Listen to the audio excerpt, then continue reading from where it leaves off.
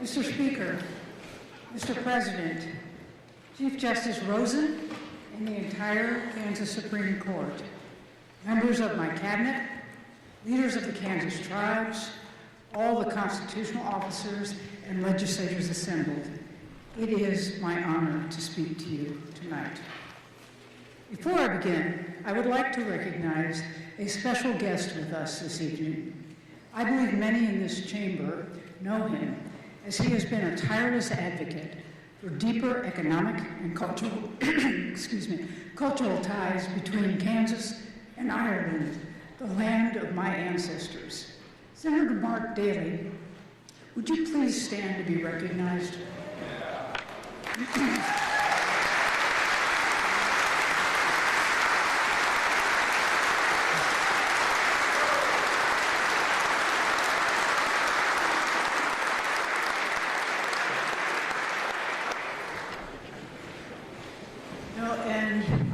As they say in the old country, Mark, Paid Mila Balcha, 100,000 welcomes. Now, this is my first time standing before all of you since we announced some very exciting, historic, actually game-changing news for our state. Our beloved chiefs are coming home to Kansas.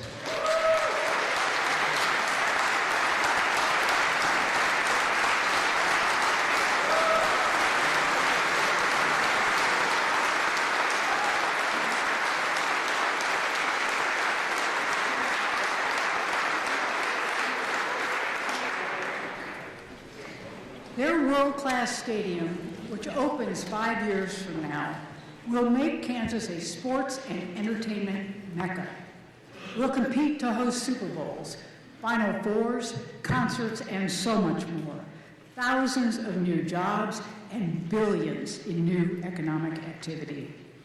You know, and as I said on the day of the announcement, we're reminding the nation that we are not a flyover state. We are a touchdown state.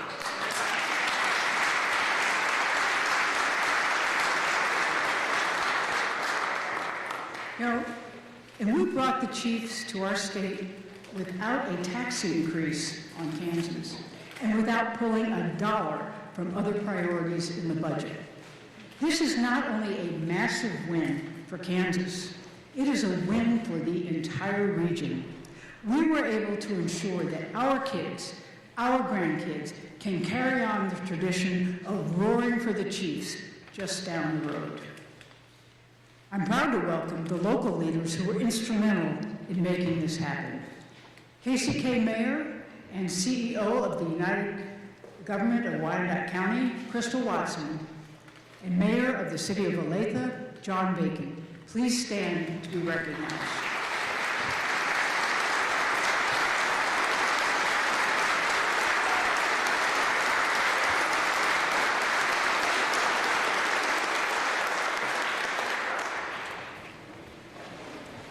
Mark Donovan is also in the gallery.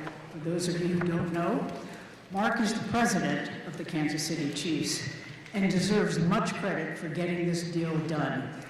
It is an honor to have you here tonight, and please give our regards to Clark and the entire Hunt family. Mark Donovan.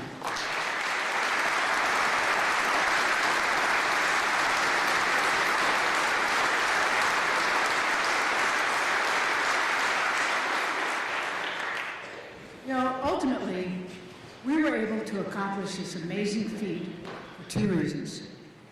First, we made Kansas a place the Chiefs want to call home, with a strong economy, a strong workforce, strong communities, and of course, an extraordinary fan base. And second, because a bipartisan team of leaders in this chamber, along with the local officials we just recognized, and many members of my administration worked together to make this happen. Orchestrating these efforts was our own Eco-Devo Wonder Boy, the Lieutenant Governor of Kansas, David Tolan. David, please stand up and take a bow.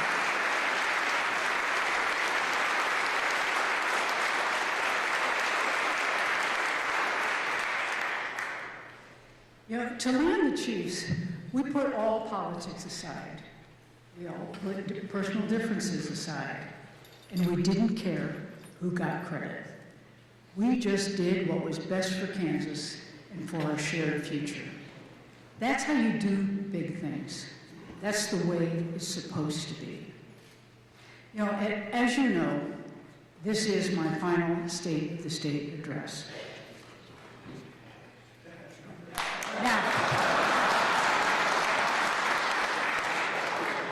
Mr. Speaker, Mr. President, I put that line in because I thought it was going to be the only standing ovation I'd ever get from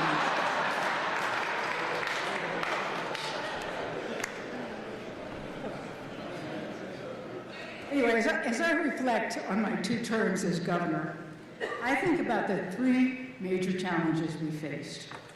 First, we needed to stop the bleeding, because when I took office, Kansas was in a world of hurt. Our budget was pieced together with gimmicks and funny money. Our schools were underfunded, and many had to resort to 4-day school weeks. Our roads and bridges were crumbling and unsafe. These problems had to be fixed. Second, we needed to improve the quality of life for all Kansans. We did that by cutting taxes, by creating thousands of good-paying jobs, and making our public schools not just functional, but exceptional. And third, we needed to change people's perceptions of Kansas and become a place where young people are eager to put down roots, where businesses see opportunity, where tourists flock to visit, and a place where Kansans are proud to call home. Now, I know there's more to do, but after 7 years, I also know that the state of our state has never been stronger.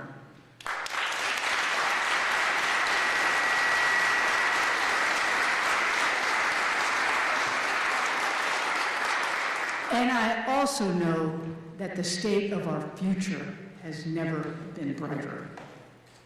Now, you all know me. I am an eternal optimist, but I'm also solidly pragmatic. So let me state the obvious. We live in extraordinarily challenging times. And I don't just mean our politics. If you think about the last decade in America, the speed of change we've endured is staggering. We now live our lives attached to devices. It's how we do business. It's how we keep up with the news. It's how we talk to our coworkers and friends, even our own grandchildren. And in the midst of it all, we also survived a global pandemic, only to return to a world changing even faster, with remote work, AI bots, and cars that drive themselves. Many of us wish we could go back to simpler times, but we know we can't. We live in an era defined by disruption, an era that requires more from our leaders than ever before. Yet right when Americans needed leaders they could look to for strength, for resolve, character, and a clear vision, they got the exact opposite at the national level, from both parties.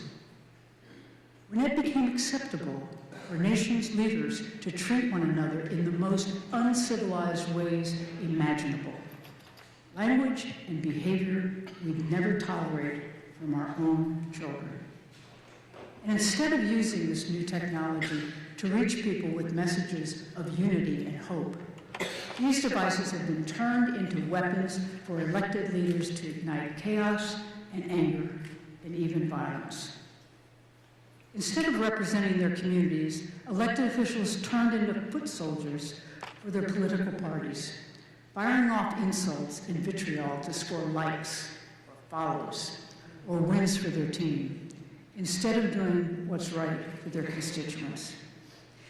It's as if they checked their free will at the door and just did as they were told, treating their own colleagues in such angry and dehumanizing ways just because they're in the other party. And the most frightening part, it's now become the new normal. all accepted in part political discourse. Well, I reject it. We must all reject it.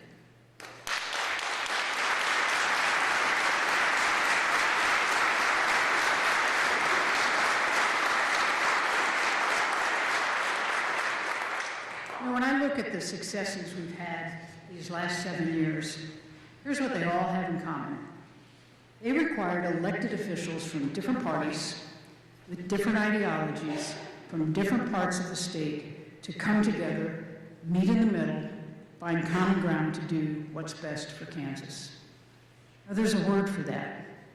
It's called civility. It's conducting ourselves with a sense of decency. It's disagreeing on issues, but doing so respectfully. It's demonstrating the humility to know you're not always right. Acknowledging that folks in the other party are also good Kansans, and that they might have good ideas too. It's being open to compromise, to building consensus. And it's always being guided by the principle that if you simply treat people the way you want to be treated, anything is possible. Now, since the beginning of my administration, by using this approach, we've been able to enact into law 587 bipartisan bills. That's 587 times coming together across the aisle in today's politics. That's something we should all be proud of.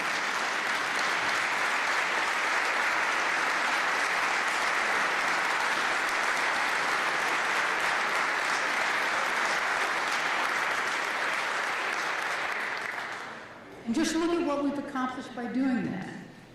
For 7 straight years, we fully funded our public schools. And we're seeing the benefits of that investment. Graduation rates are now the highest they have ever been. We established the blueprint for literacy to make sure all Kansas children are reading at or above grade level.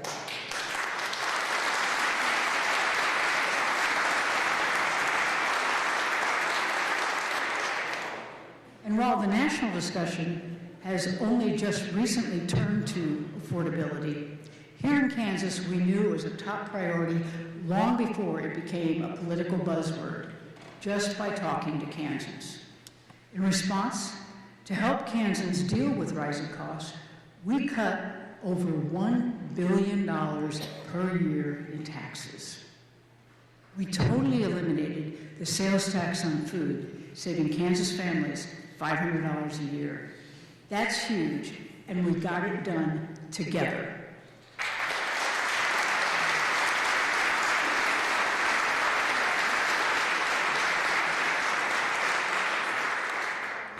We cut taxes for seniors living on fixed incomes by completely eliminating the state income tax on Social Security. We cut taxes for parents to make child care more affordable. We cut taxes for farmers to lower input costs. All of this is why last year, CNBC named Kansas second in the country for cost of living.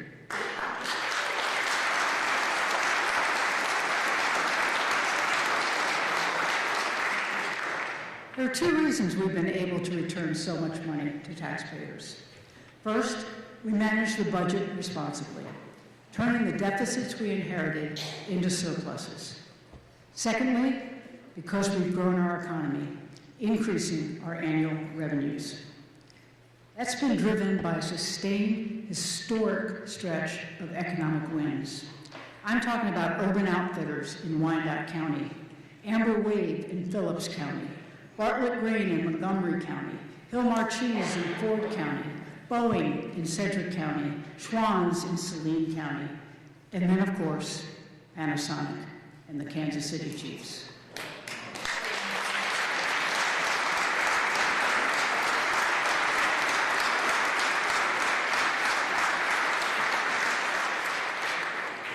In total, new businesses have invested over $30 billion in Kansas. That's $30 billion.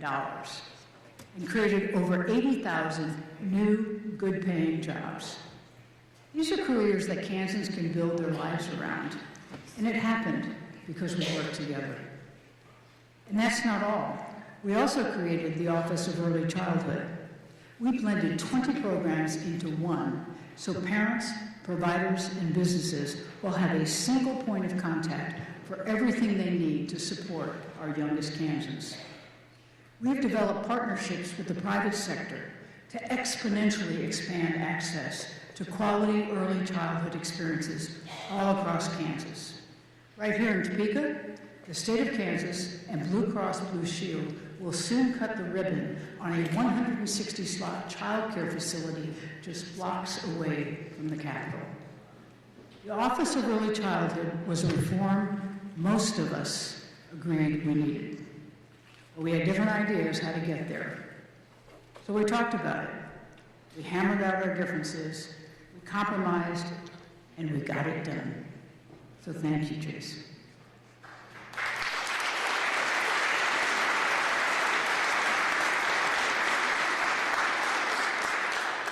Because we worked together, we also closed the Bank of KDOT once and for all. And we've gone back to investing in our infrastructure the right way, the way we used to, restoring Kansans' rightful pride in their highway system. Together, we opened the Office of Rural Prosperity to put a focus on the unique needs of our rural areas. We've invested millions in high-speed internet, connecting over 117,000 homes and businesses to this economic lifeline. And together, we've provided record funding for law enforcement, and they have spent the money well. Crime in Kansas is now at a 20-year low.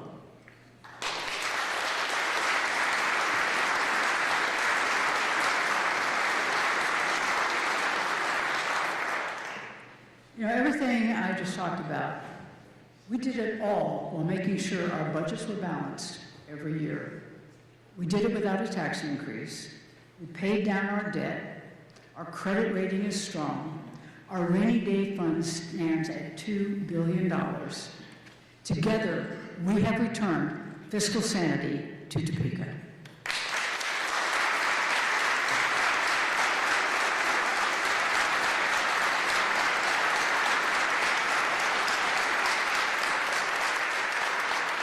You know, ultimately, we were able to get our state back on track because we showed that civility can still exist in our politics, that you can get a whole lot done when you work with others. But we cannot take it for granted.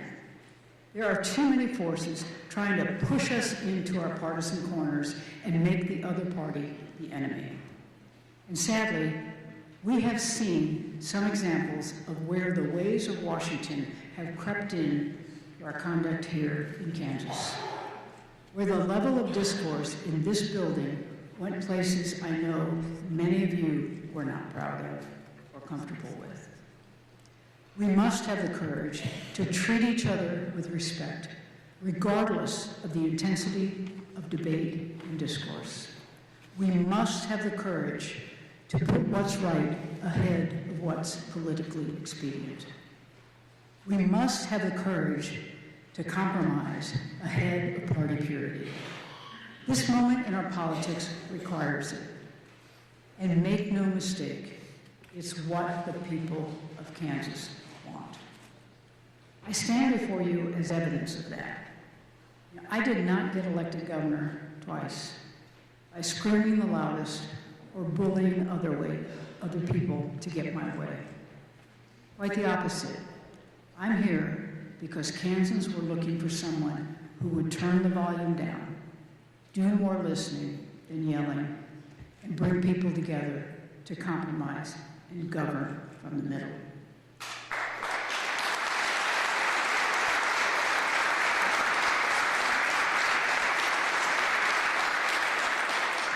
You know, Kansans are the most civil, decent people on earth. They embody the spirit of neighbor helping neighbor, and they expect that from us too. So I say to everyone here, do not let the loudest voices on either extreme drown out the voices of the vast majority of Kansans who want to see us work together.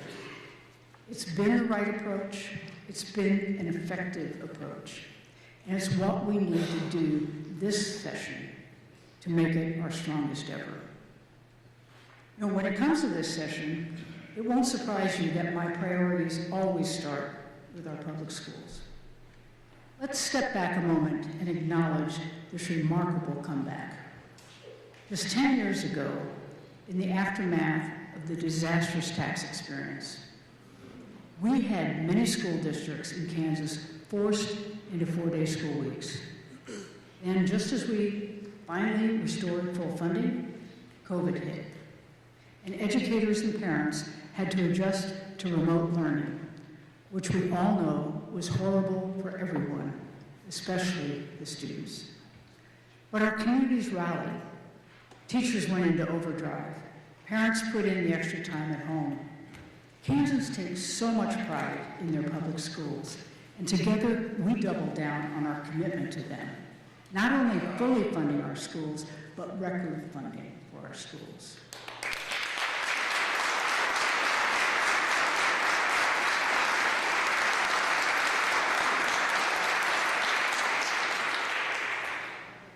We all did our part, but it's educators who are the real heroes here.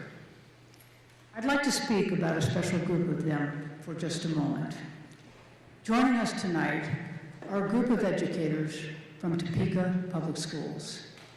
They have the distinction, or perhaps at the time, the burden of teaching my own daughters, Kathleen and Molly, well over 20 years ago. Each of them made a lasting impression on both me and my daughters. Like so many of our dedicated teachers, the work they do with their students extends far beyond the classroom walls. They build relationships, they mentor, they guide.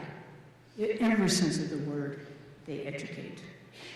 They're here tonight representing so many Kansas teachers who go above and beyond for our children and seldom get the recognition or the gratitude they deserve. So please stand as I call your name. Marty Bass, Kathleen and Molly's kindergarten teacher at Potwin Elementary. Diane Kimsey, Kathleen's 4th grade teacher at Potwin Elementary. Kirsten Sigler, Kathleen and Molly's English teacher at Topeka High. Anton Arns, Molly's chemistry teacher at Topeka High. And Harry Peterson, Kathleen's gifted facilitator at Topeka High. They're joined by Dr. Tiffany Anderson, superintendent of Topeka Public Schools, who has transformed vocational and educational opportunities for students in Topeka, most notably by creating the Topeka Center for Advanced Learning and Careers. Please give these educators and educators all across Kansas a huge round of grateful applause.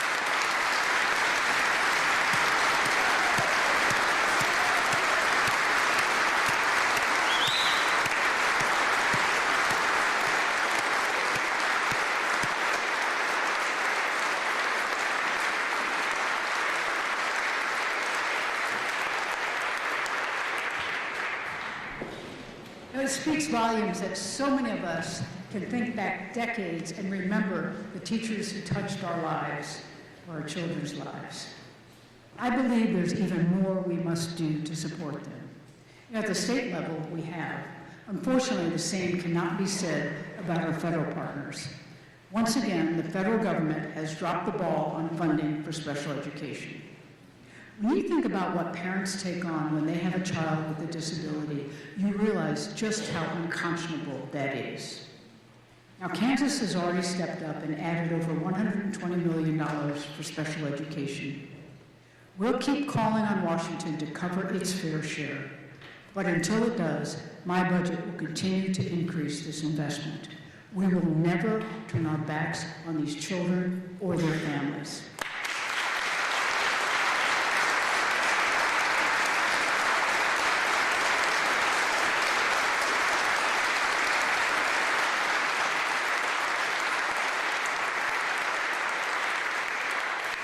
We also know that tens of thousands of families in Kansas qualify for reduced price lunches.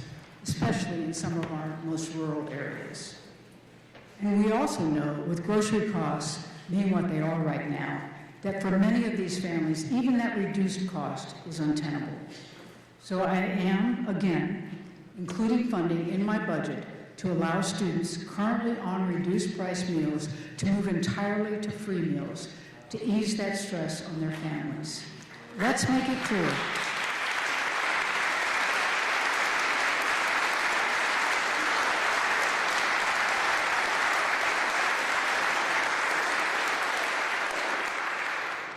We need to make it clear, no child in Kansas should ever have to worry about having enough to eat. Now, life is hard enough for our children these days. We need to face this fact. Technology is making it much, much harder. Smartphones and social media have exposed our children to a world they are not ready for, and to social pressures they don't need or deserve. It's creating a mental health crisis and a learning crisis. Talk to the parents. These are the first concerns they raise 9 times out of 10. Research on this is very clear. Anxiety in our kids is up, depression is up. Tragically, suicide is up. Cell phones are making it much harder for our children to learn and for our teachers to teach. We need to step up and do something about this. This session, we must pass the bipartisan proposal to ban cell phone use during the school day.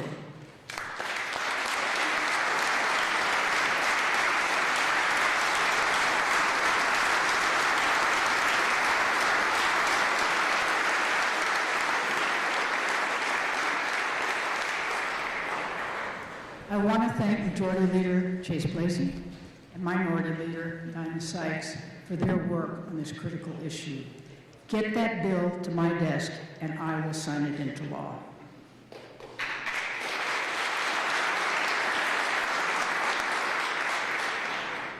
We also know that mental health challenges are not limited to our children. It's a reality so many Kansans and their families face. You know, when I first took office, our mental health system in Kansas was seriously lacking. Our continuum of care, prevention, treatment, inpatient, post-discharge services, all had huge gaps, dangerous gaps. We had no crisis hotline. We had long wait lists for treatment. We had a severe shortage of mental health professionals and services, particularly in our rural areas. Fortunately, there were legislators on both sides of the aisle and leaders in our state agencies who recognized the danger and focused like a laser on solutions. Now, we have the Office of Early Childhood, which will ensure our youngest children get the start in life they need to become resilient, productive adults. We were one of the first states in the country to implement the Certified Community Behavioral Health Clinic model that will focus on the whole person approach. We were one of the first states to operationalize the 988 crisis hotline, a vital link to life-saving services.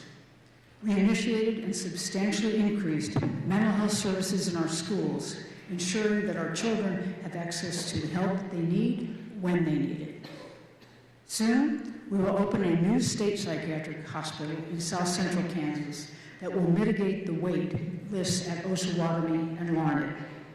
And now, when judges must incarcerate someone whose primary issue is substance abuse, they can be sent to the newly renovated East Campus at Lansing Correctional Facility, where they will live in a therapeutic environment designed to treat their addiction and prepare them for successful reentry to their communities. We have done a lot. We have filled many gaps, but unfortunately, the needs require that we do even more. We need more treatment beds, we need more professionals, we need more crisis response, and my budget does that. Just join me in making mental health a real priority this session.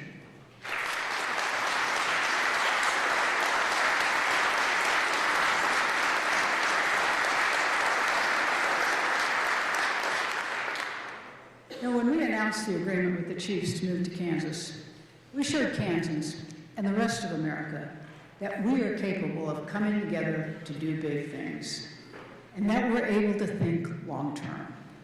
Now, we must do that again. We must do something that no legislature, no administration has ever been able to accomplish, and that's to properly, permanently address our water crisis. Last year, we took a critical step by establishing the Water Task Force, led by Representative Jim Minix and Senator Kenny Titus. Now I'm calling on the legislature to support that task force in its work, to lay out a comprehensive long-term strategy and identify a dedicated funding source, much like we have successfully done for our highways. I know it won't be easy. I know it is a very sensitive political issue, but the future of our entire state is dependent upon the actions we take today. It will require looking beyond the next election and looking instead to the next generation.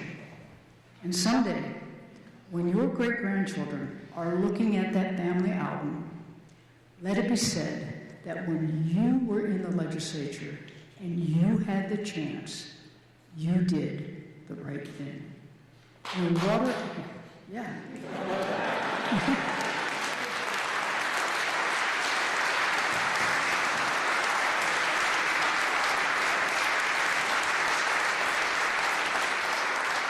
You know, water isn't a partisan issue.